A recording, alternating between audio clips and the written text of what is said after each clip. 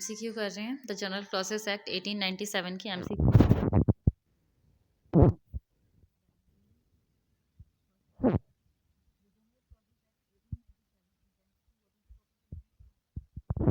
ये पूछ रहा है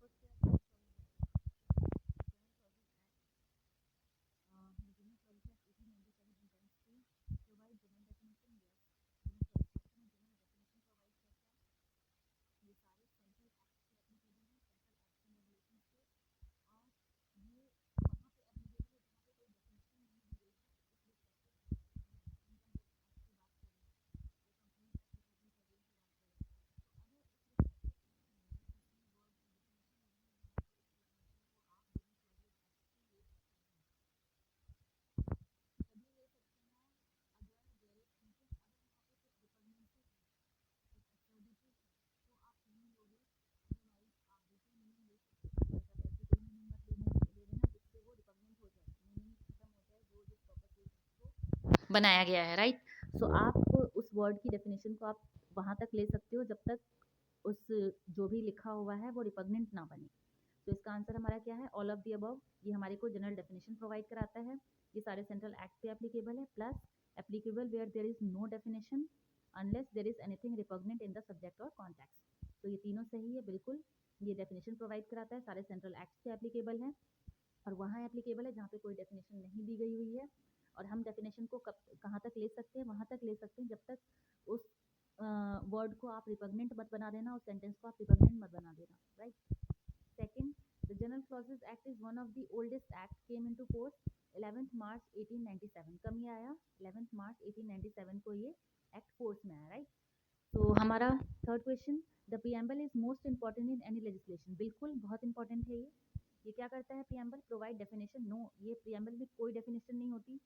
express scope, object and purpose of the act. Preamble हमारे को स्कोप बताता है, ऑब्जेक्ट बताता है, पर्पस ऑफ द एक्ट, कि एक्ट का क्या पर्पस है, कहाँ तक वो लागू है, स्कोप क्या है, एंड ऑब्जेक्टिव क्या है, किस ऑब्जेक्टिव से उस एक्ट को बनाया गया है। So scope, objective and purpose of the act हमारे को प्रीएम्बल ये बताता है।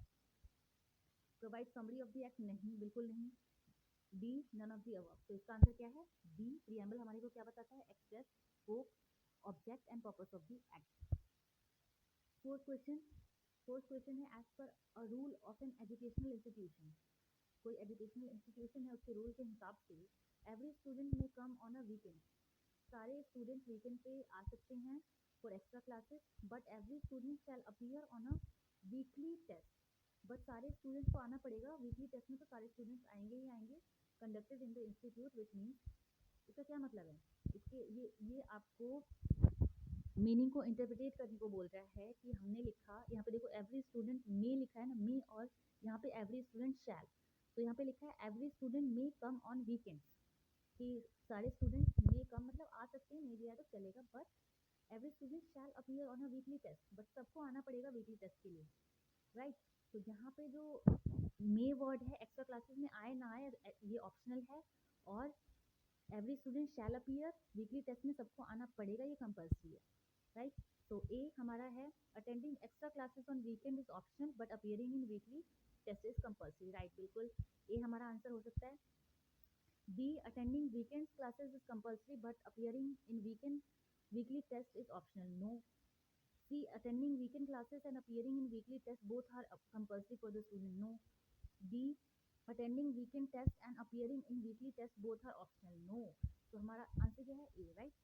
Fifth question, which of the following is not an immovable property? कौन सा इमूवेबल प्रॉपर्टी नहीं है? तो लैंड इमूवेबल है, लैंड मूवेबल थोड़ी है, आप लैंड को यहाँ से उठा के उधर थोड़ी ना शिफ्ट कर सकते हो, राइट। इमूवेबल प्रॉपर्टी की अपनी डेफिनेशन है, राइट। तो यहाँ पे लैंड इमूवेबल प्रॉपर्टी है, बिल्डिंग इमूवेबल प्रॉपर्टी है, टिम्बर मूवेबल है। टिम्बर, टिम्बर जो लकड़ियाँ काट के आप रख लेते हो कि उसके हम दरवाजे बनाएंगे, ये करेंगे, वो करेंगे, तो वो टिम्बर जो है, टिम्बर लकड़ियाँ, ठीक है, वो क्या है? वो मूवेबल है। Machinery permanently attach to the land, ठीक है, तो वो भी इमूवेबल की डेफिनेशन में ही आएगा, राइट। तो कोई मशीनरी है आपकी, तो वो भी इमूवेबल प्रॉपर्टी ही है। तो land, building and machinery immovable है, टिम्बर मूवेबल है। तो आपका आंसर क्या है? टिम्बर। सिक्स क्वेश्चन क्या है हमारा? Where an act of the parliament does not expressly specify any particular day. जो एक्ट ऑफ द पार्लियामेंट है, देखो एक्ट क्या है, वो सारे हाउसेज से पास होती है, फिर उसके पास उसके बाद मैं सेंट्रल एक्ट की बात कर रही हूँ। प्रेसिडेंट उस पर साइन करता है और उसके बाद वो एक्ट फोर्स में आ जाता है, हम उसको ऑफिशियल गैजेट में